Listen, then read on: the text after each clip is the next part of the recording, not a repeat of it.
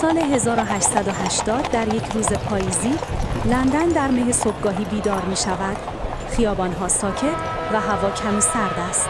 کالسکی آرام روی سنگفرش‌ها جلو می رفت. سارا کنار پدرش نشسته و با کنجکاوی به اطراف نگاه می کرد. کاپیتان کرو برای یک مأموریت مهم عازم هند بود. بنابراین تصمیم گرفت سارا تنها فرزندش را در یک مدرسه شبانه روزی ثبت نام کند.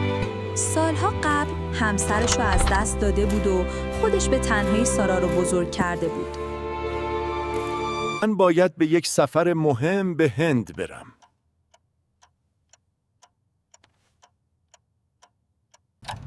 پدر سارا شهریه مدرسه رو کامل پرداخت میکنه.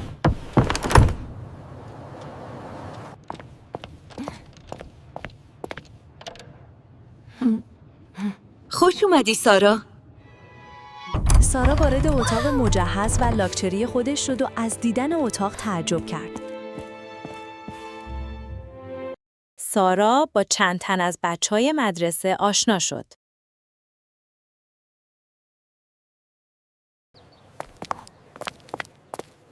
لباست خیلی قشنگه. یه روز که سارا به سالن مدرسه رفته بود، دختری رو دید که در حال نظافت سالن بود. شب در حالی که سارا روی تخت دراز کشیده بود، یاد پدرش افتاد و اشک در چشمانش جمع شد. از طرف دیگه پدر سارا نیز دلش برای دخترش تنگ شده بود و تصمیم گرفت نامه بنویسه. تا اینکه یه روز تلگرافی برای سارا رسید که خبر خیلی بدی بود.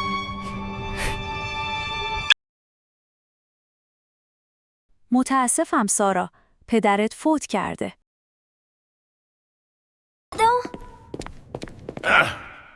دیگه این اتاق مال تو نیست. معاون مدرسه سارا رو برد اتاق زیر شیروانی. سارا از دیدن اتاق تعجب کرد. تا به حال همچین جایی زندگی نکرده بود. روزای سخت زندگی سارا شروع شده بود. همون بچه‌هایی که روزی لباسای سارا رو تحسین می‌کردند، حالا دیگه مسخرش می‌کردند. یه روز سارا در حال نظافت بود که همون دختر نظافتچی رو دید. رفت جلو و خودش رو معرفی کرد و با هم دوست شدند. حالا دیگه سارا از تنهایی در اومده بود و همراه بکی با هم می نشستند و حرف می زدند. حتی وقتی که برف می اومد با هم حیاط رو پارو می کردم. زود باشید! این آشپزخونه رو تمیز کنید!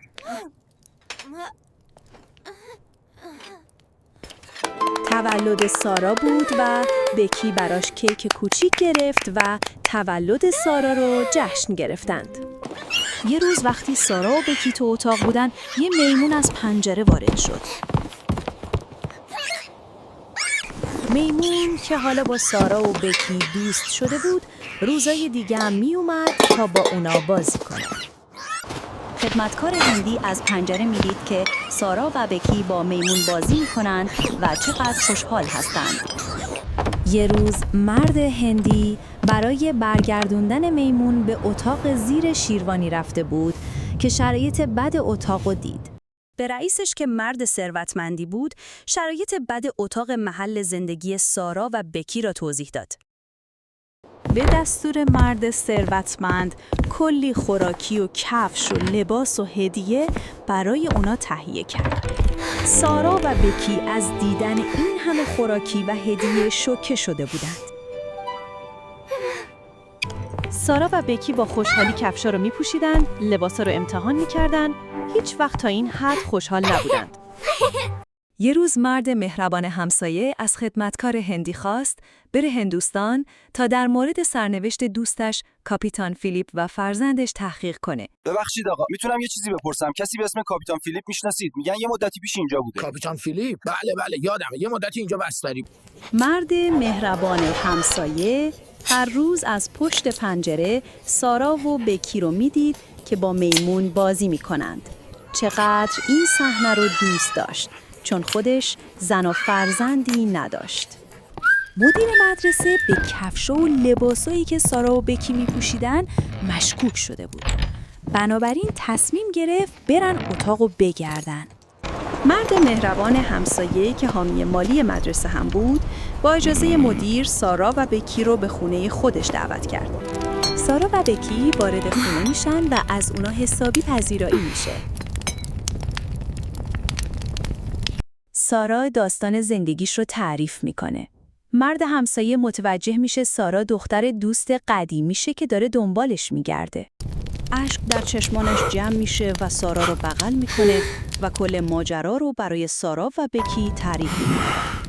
اتاق شیکی در اختیار سارا و بکی قرار میگیره. بکی باور نمیکنه که دیگه خدمتکار نیست.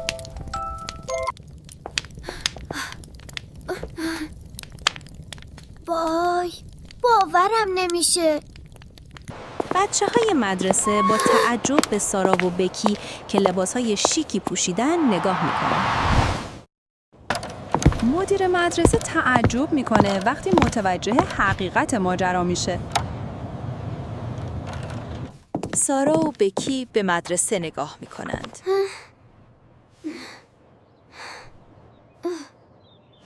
دوران سختی تمام شده و آینده روشنی در انتظار ساراست.